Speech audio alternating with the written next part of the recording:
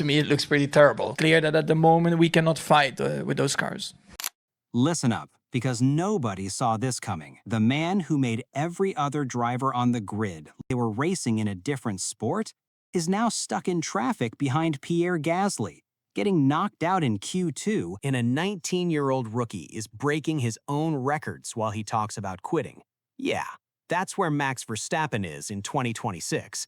So today, we're getting into every painful detail. The car disaster, the rage, the retirement bomb, and honestly, the question that's been eating at every F1 fan: how did it get this bad this fast?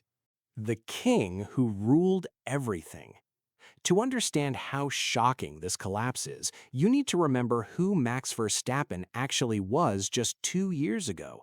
This guy won 19 races in a single season in 2023. 19! He didn't just win championships, he suffocated them.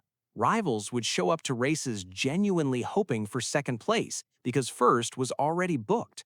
Red Bull was untouchable, Max was unstoppable, and honestly, it was getting boring to watch.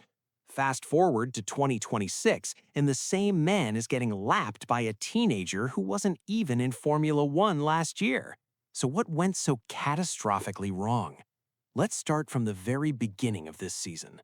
The car is genuinely broken. Now here's where it gets really interesting from a technical standpoint, because this isn't just Max having a bad few weekends. The Red Bull RB22 has serious, deep-rooted problems that go beyond a simple setup tweak. The biggest issue is balance. The car has this nasty habit of overworking the front left tire within just a few laps, creating heavy graining that destroys lap time in long corners and technical sections. You can see it on the data. After maybe 5 or 6 laps on mediums, the front left is already done. Then there's the engine. Red Bull made the enormous decision to build their own power unit for 2026, RBPT, and in theory, that's a bold, exciting move. In practice, it overheated in testing, suffered a coolant circuit failure in China that caused Max's DNF, and the gear shift behavior is so inconsistent that Max literally cannot predict what the car will do from one corner to the next. His own teammate, Isaac Hadjar, described it perfectly. Last year's car was hard to drive, but fast. Our car is hard to drive and slow. That one sentence tells you everything. And remember, this is all happening under Laurent Mekies, who stepped in after Christian Horner's departure, trying to hold together a team that is clearly still finding its feet under new leadership. Races disaster. Australia was supposed to be a fresh start with new regulations, new energy, new season. Instead, Max crashed out in Q1, yes, Q1, and started the race from dead last, P20. Now, to his credit, he fought back to P6, which tells you everything about his raw talent. But finishing 54 seconds behind George Russell when you're a 4-time world champion is not exactly a confidence booster. Then came China, and things got worse. Max was fighting his way back through the field, looked like he might actually salvage something decent, and then with just 10 laps remaining, DNF. The car's cooling system gave up. 0 points. Gone. And then Japan, which honestly might be the most painful one. He couldn't even make it out of Q2, got knocked out. Started P11, spent the entire race stuck behind Gasly's Alpine, unable to overtake, and limped home P8. 3 races, 8 points total. For context, championship leader Kimi Antonelli already has 72. That's not a gap, that's a chasm. The rookie stealing his throne. And while all of this is happening to Max, there's a 19-year-old kid absolutely flying at the front of the grid. Kimi Antonelli, Mercedes Jr., never started an F1 season before, has won 2 of the first 3 races, leads the championship, and just became the youngest driver in Formula One history to lead the World Championship, a record that previously belonged to Lewis Hamilton since 2007. And here's the brutal irony. The second record Antonelli broke was becoming the second youngest race winner in F1 history. You know who holds the youngest record? Max Verstappen. So, the sport's next generational talent is literally breaking records that belong to the man currently sitting P8 and talking about retirement.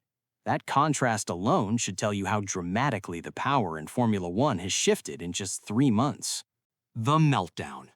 Max's frustration didn't stay behind closed doors. It exploded publicly. And honestly, it was fascinating to watch. He called the new regulations Mario Kart. He said driving the car feels like Formula E on steroids. The new 2026 hybrid rules require a 50-50 split between combustion and electrical power, which means battery management is now a massive part of racing. Every time you use your overtake mode boost to pass someone, you drain your battery and become a sitting duck on the next straight. Max hates this concept deeply, and you can hear it in every single team radio. Then, at Japan, he spotted Guardian journalist Giles Richards in his press conference and flat out refused to speak until the man left the room. "I'm not speaking before he's leaving. Get out." The backstory? Richards had asked Max in Abu Dhabi 2025 whether he regretted a collision with Russell that ultimately cost him the championship by just 9 points. Max clearly hadn't forgotten. Journalists across the UK started calling for a media boycott. Red Bull summoned him to a meeting, and the whole thing became a story bigger than the actual race result. Retirement and what comes next. And then came the retirement bomb.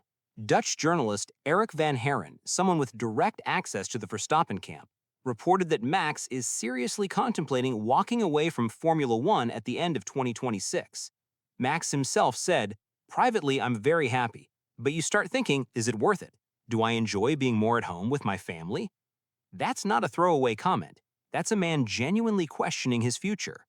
The only real hope on the horizon is that F1 and the FIA have scheduled regulation meetings in April during a 5-week break to discuss potential tweaks to these hybrid rules. If those changes happen, Max might rediscover his love for the sport. If they don't, we might genuinely be watching the final chapter of one of the greatest careers Formula One has ever seen. What happens next? So let's put this all together. 4-time world champion, broken car, unreliable engine, getting out-qualified by his own junior teammate, losing the championship lead to a 19-year-old rookie, media drama, retirement threats, and a set of regulations he genuinely despises. This is either the most dramatic fall from grace in modern Formula One history or the setup for the greatest comeback story the sport has ever told. Personally, I think if Red Bull fixes this car, Max comes back hungrier than ever. But here's the question I want to leave you with. If the regulations don't change and Red Bull can't fix their engine, will Max Verstappen actually quit? Drop your answer in the comments. I genuinely want to know what you think.